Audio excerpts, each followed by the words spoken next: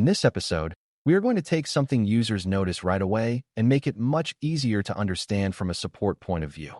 When a display looks bad, the user usually does not care whether the problem is the panel, the touch layer, the brightness setting, or the cable path inside the device.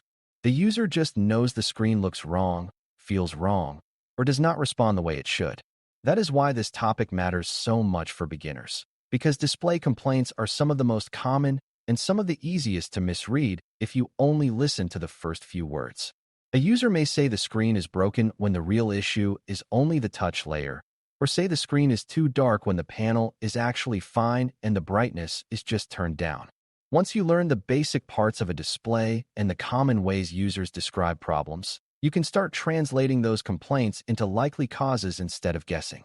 Before we continue, a quick note. This audio course is part of our companion study series. The first book is a detailed study guide that explains the exam and helps you prepare for it with confidence. The second is a Kindle-only ebook with 1,000 flashcards you can use on your mobile device or Kindle for quick review. You can find both at Cyber.Me in the Bare Metal Study Guide series. A good starting point is to separate two ideas that many beginners mix together. The display panel is the part that creates the image the user sees, while the digitizer is the touch-sensitive layer that detects taps, swipes, and gestures on touch devices. On some devices, those parts are closely joined together and feel like one surface to the user, but they still perform different jobs. If the image looks good and the user can see icons, video, and text clearly, the panel may be fine even if the device no longer responds correctly to touch. If the touch works, but the image has lines, dark blotches, strange colors, or blank areas, the panel side deserves more suspicion. This is one of the most useful beginner habits you can build because it helps you stop treating every front screen problem as one giant category. The first question should often be whether the complaint is about what the user sees, what the user touches, or both at the same time. The display panel itself is responsible for showing text, pictures, menus, and video in a way the human eye can understand comfortably. Different devices use different panel technologies, but at the A+ level, the most important idea is that some panels are built to save cost, some focus more on color and viewing quality, and some create deeper contrast or thinner designs. A user usually does not say the panel technology is the problem. They say the screen looks dull, the colors look strange from the side, the image seems washed out, or the display looks excellent straight on but weak from another angle. That is why technicians should focus first on visible behavior instead of chasing brand names or technical labels. If you understand that panel type affects color, brightness, contrast, and viewing angle, then complaints about the image quality start to sound more meaningful. They become clues about how the screen is built and whether it is behaving normally for that device or showing signs of damage or failure. One common thing users notice is the viewing angle, even if they never use that phrase. They may say the image looks fine when sitting directly in front of the screen, but looks strange, faded, or darker when viewed from the side or from above. That often points toward the type of panel being used and not necessarily a defect. Some displays hold their colors and brightness better when viewed from different angles, while others lose quality more quickly as the viewing position changes. For a beginner technician, this matters because not every complaint about color shift means the screen is broken. Sometimes the panel is simply showing the normal limits of its design. At the same time, if a device that once looked normal now has a dramatic angle-related problem, or if one part of the screen behaves very differently from another, the issue may be more serious. The key is learning the difference between a normal display characteristic and a new symptom that suggests damage, wear, or a failing panel. Brightness is another area where support problems are very common because users often describe brightness issues in broad, emotional terms. They may say the screen is black, too dim, flickering, impossible to use outdoors, or suddenly much darker than it used to be. A technician needs to slow that down and figure out whether the image is truly gone or whether the image is still present but weak. If a screen is very dim yet still faintly visible, that can point toward a backlight problem, low brightness setting, battery-saving behavior, or a system power issue rather than a fully dead display. If the device seems dark only in bright sunlight, that may be more about screen finish, brightness limits, and the surrounding light than a hardware fault. This is why beginner support gets stronger when you stop hearing only the word black and start asking whether the image is missing, faint, unstable, or simply hard to view under certain conditions. Those differences lead to very different next steps in your thinking. Resolution is another term that sounds technical at first, but the beginner version is simple. Resolution is the amount of detail the screen can show because it is tied to how many picture elements are being used to create the image. A higher resolution usually means more detail can fit on the screen and text or graphics can appear sharper when everything is working correctly. Users may not say the resolution is wrong. They usually say the screen looks blurry, text is too large, icons look strange, or the image does not seem as sharp as it should. That matters because blurry output is not always a damaged screen. Sometimes the device is using the wrong display setting, a non-native resolution, or a poor signal path from another device. A technician should remember that the display has a setting where it looks most natural and sharp, and when the device is not using that setting, the user may describe the result as a bad monitor even though the panel itself is healthy. Refresh rate is also important, especially as users spend more time gaming, watching video, scrolling quickly, and using displays for long workdays. In very simple terms, refresh rate is how often the image updates on the screen in a period of time. A higher refresh rate can make motion look smoother and make the display feel more responsive, especially during fast movement. Users may describe refresh-related issues as choppiness, lag, motion blur, or a screen that just does not feel smooth. For a beginner, the main point is not to memorize every number. It is to understand that refresh affects motion quality and overall feel, not just the still image. If a user says the screen is sharp but movement looks unpleasant, that is a different kind of complaint from a screen that has lines, dead areas, or color distortion. That difference matters because motion complaints often point towards settings, compatibility, or design limits rather than a cracked or failing panel. Touch devices add another layer because the user may complain about the screen when the real issue is actually the digitizer. A digitizer is the layer that senses touch input and turns physical contact into a command the device can understand. When the digitizer has a problem, the user may say taps do nothing, swipes fail, the wrong item opens, or the screen seems to touch itself without anyone near it.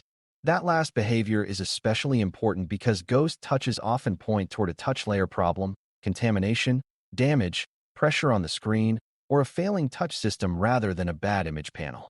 If the image looks normal but touch behavior is broken, the technician should resist replacing the whole display assembly in their mind too quickly without first identifying which part is actually failing. This is one of the most practical display lessons for beginners, because touch complaints sound dramatic, but they often tell a very specific story once you separate image problems from input problems. Cracks and physical damage can confuse beginners because the visible damage is not always the full story. A device may have cracked glass, but still show a normal image and still respond to touch in most areas, which suggests the visible outer damage has not fully destroyed the panel underneath. Another device may have only a small visible crack, yet show black spreading areas, color bleeding, or lines across the screen, which points more strongly to deeper panel damage inside. A touch device may also lose touch accuracy or responsiveness after impact, even if the image still looks mostly acceptable. That is why technicians should not judge damage only by how dramatic the surface looks. Some displays fail internally from pressure, twisting, or drops even when the outside seems minor, while others keep working surprisingly well despite cosmetic damage. Good support thinking means asking what functions still work, what parts of the screen are affected, and whether the problem is visual, touch-related, or both. Dead pixels are a classic monitor complaint, and they are worth understanding clearly because users often notice them quickly once they know where to look. A dead pixel is a tiny point on the screen that no longer behaves normally, which may mean it stays dark or fails to display color correctly. A stuck pixel is slightly different because it may stay fixed on one color instead of going fully dark. Users often describe these as tiny dots, spots, or specks that do not go away no matter what image is on the screen. This matters because beginners sometimes confuse dead pixels with dirt, software artifacts, or temporary image issues. A true pixel defect stays in the same place on the screen even as windows, videos, and backgrounds change. The technician's job is to understand that very small display flaws can still be real hardware issues, but they also need to judge whether the complaint is about one tiny defect, a cluster of defects, or a much larger panel problem that affects normal use in a more serious way. Color quality and image quality complaints are also very common, especially when users compare one display to another. A user may say the screen looks yellow, washed out, too blue, overly glossy, too grainy, or not as vivid as another device they own. Some of those differences come from panel design, screen finish, color settings, brightness level, or the task being performed. A glossy screen may look richer indoors but be harder to use under strong light.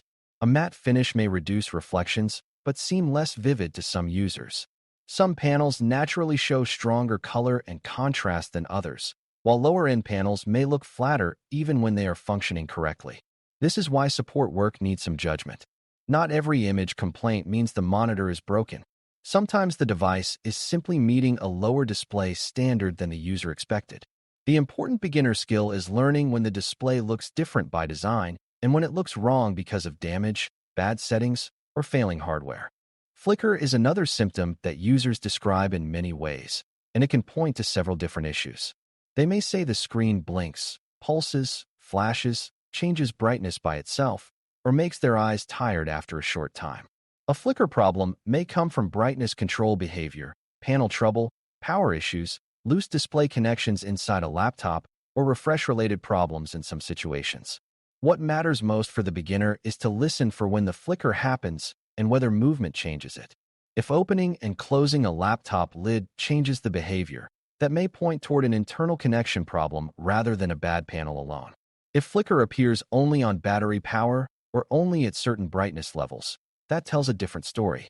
A user complaint about eye strain or flashing should never be treated as too vague to matter. It often contains the timing clue that helps separate a settings problem from a hardware fault. Monitor behavior also includes things users notice over time instead of in one dramatic moment. A display may seem to develop uneven brightness, dim corners, pressure marks, image retention, or a gradually worsening color shift after many months of use. Users may say the monitor is getting old, the screen is tired, or the image just does not look right anymore. Those are not technical phrases, but they still matter because they reflect long-term changes in how the panel is performing. Some screens can develop persistent shadows from static content, while others may show uneven wear or aging in the backlight or panel material. For a beginner technician, this is a reminder that not every display failure happens all at once. Some problems arrive slowly, which makes users less precise in how they describe them. The better response is to ask what changed first, whether the issue is always present, and whether the problem affects brightness, color, touch, or clarity more than anything else. At the A+ level, one of the most valuable habits you can build is learning to translate simple user language into a more structured support picture. If the user says the screen is black, ask whether there is a faint image. If they say the touch is broken, ask whether the picture still looks normal. If they say the monitor looks blurry, think about resolution and settings before assuming physical damage. If they say the screen has dots, think about dead or stuck pixels instead of dirt or software first. If they say the image changes when they move, think about viewing angle, lid position, internal connections, or refresh behavior, depending on the exact symptom. This is what makes display support feel manageable. You do not need to become an engineer to solve every case.